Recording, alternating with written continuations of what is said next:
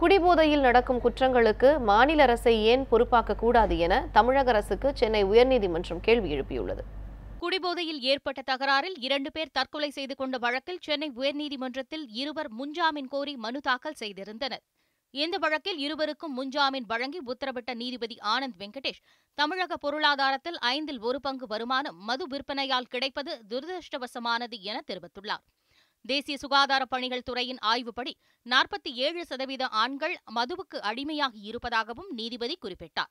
குடிபோதை காரணமாக விபத்துக்கள், சட்டம் ஒழுங்கு பிரச்சினை, கொலை, கொள்ளை, பாலியல் பலாத்காரம் உள்ளிட்ட குற்ற செயல்கள் அதிகரித்து வருவதாகவும் தெரிவித்த நீதிபதி, மது கொள்கையில் தமிழக அரசு மாற்றங்களை கொண்டு வராவிட்டால் இந்த குற்ற சம்பவங்களின் எண்ணிக்கை அதிகரிக்கவே செய்யும் என வேதனையும் தெரிவித்தார். மேலும் மதுபோதையில் நடைபெறும் குற்றங்கள் அதிகரித்து வருவதை நீதிமன்றம் கண்மூடி வேடிக்கை பார்க்காது என தெரிவித்த நீதிபதி, மது விற்பனை செய்யும் தமிழக அரசை குற்ற சம்பவங்களுக்கு ஏன் பொறுப்பேற்க கூடாது என கேள்வியும் எழுப்பினார். மேலும் இந்த குற்ற சம்பவங்களுக்கு மாநில அரசும் உடந்தையாக இருந்ததாக தண்டனை விதிப்பதுடன் அபராதமும் விதிக்க முடியும் என தெரிவித்த நீதிபதி, இது தொடர்பாக விளக்கம் அளிக்கும்படி தமிழக அரசுக்கு உத்தரவிட்டு விசாரணையை வரும் ஏப்ரல் 4ஆம் தேதிக்கு தள்ளி வைத்தார்.